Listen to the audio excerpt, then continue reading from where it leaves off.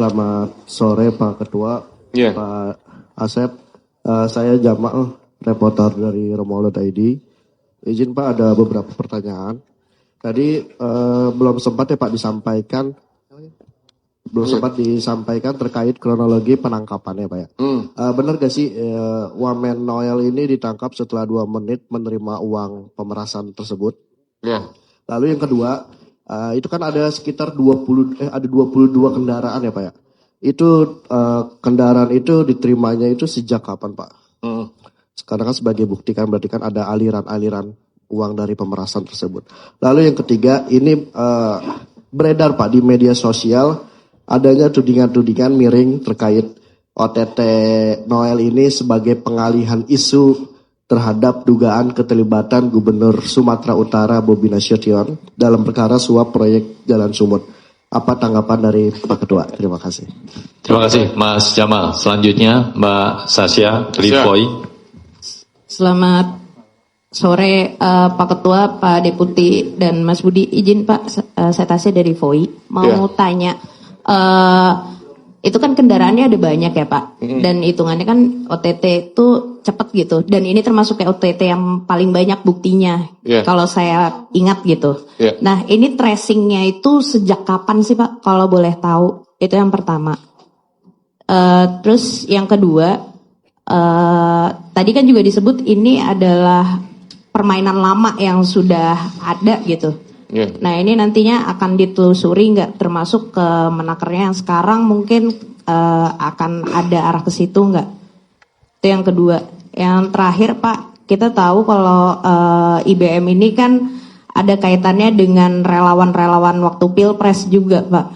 Dan sampai sekarang masih ada relawan-relawan itu. Nah Jokowi Mania, Prabowo Mania. Nah itu uang yang dari sini akan didalami nggak, mengalir ke situ juga? Itu aja Pak, terima kasih. Terima kasih Mbak Sasha. Satu lagi Mas Umam. Mohon izin Pak Ketua, Pak Deputi dan Mas Jubir, izin saya Umam dari RRI Pak.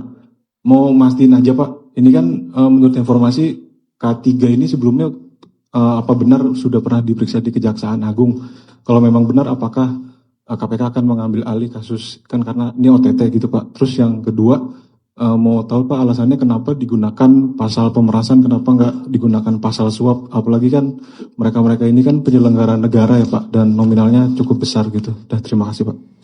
Baik, terima kasih Mas Umam. Kami respon dulu terkait dengan 3 penanya tersebut. Silakan Pak Ketua. Oke, baik. Nanti detail spesifiknya, teknisnya akan disampaikan sama Pak Deputi ya. Gitu, saya hanya menggambarkan secara umum saja. Tadi sampaikan pertanyaan tentang bagaimana proses pelaksanaan dari proses tangkap tangan ini. Jadi yang kami dapatkan pertama adalah proses serah terima uang antara perusahaan jasa terhadap koordinator, gitu. Nah, IBM. Nah, dari proses itulah kemudian ada interview yang dilakukan di lapangan dan berkembang kepada beberapa pihak. Jadi salah satunya adalah kepada IE, inisialnya siapa ya? IEG. Ya, pada IG dan pihak-pihak yang lainnya. Gitu. Nah, ini sekalian tadi saya sampaikan juga bahwa ya terkait tanya Imam tadi dengan Kejaksaan Agung, gitu. Ya kami tidak monitor kegiatan itu, gitu. Kita melaksanakan kegiatan penyelidikan yang kemudian berkembang pada proses tangkap tangan. Itu. Nah, Ranmor ini atau kendaraan bermotor roda 4, roda 2 itu sudah cukup lama. Ya, jadi ada beberapa proses yang dari 2019, 2020 dan lain-lain. Gitu. Bahkan mungkin bisa saja nanti akan didapatkan lagi kendaraan-kendaraan yang tidak menutup kemungkinan masih ada di beberapa pihak yang lain. Terakhir masalah tudingan seolah-olah mengalihkan isu.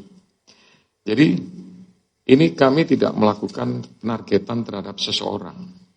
Yang kami lakukan adalah menargetkan terhadap adanya dugaan ya suap atau pemerasan awalnya di Kementerian Tenaga Kerja.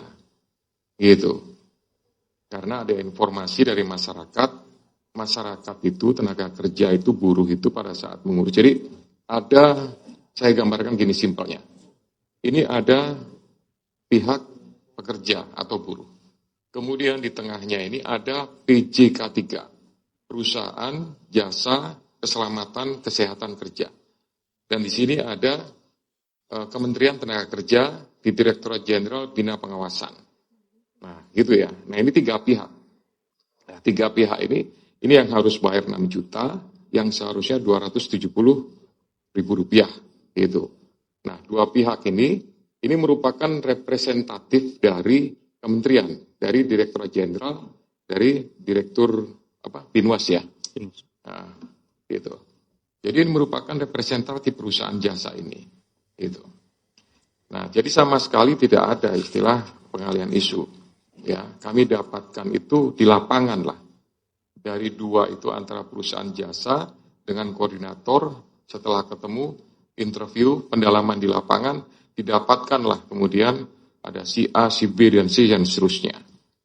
Kemudian tadi saya tanya, pressingnya begitu cepat, gitu ya. Mobilnya begitu banyak. Ini kami dapatkan semuanya, ya di hari Rabu sampai dengan Kamis itu. Langsung bergerak secara simultan semuanya di beberapa tempat. Namun demikian, ini juga ada dukungan dari PPATK. Ya, PPATK sudah memberikan informasi juga itu tentang aliran transaksi rekening, sehingga kita lebih mudah untuk bisa menelusuri gitu, baik itu aliran uangnya maupun penarikan, kemudian pengiriman, transfer, dan lain-lain. Kemudian bagaimana dengan pemain-pemain yang lama? Atau mungkin pegawai-pegawai yang lama. Nanti akan dilakukan pendalaman sama Pak Deputi, ya, sama Kasatgas Penyidikan, karena akan pasti ditarik mundur ke belakang sampai dengan di awal tahun 2019. Termasuk juga mungkin apakah ada uang-uang itu yang mengalir? Sementara tidak ada. Sementara yang ada adalah kepada IEG tadi hanya 1 unit motor roda 2, kemudian uang lebih kurang sekitar 3M. Gitu.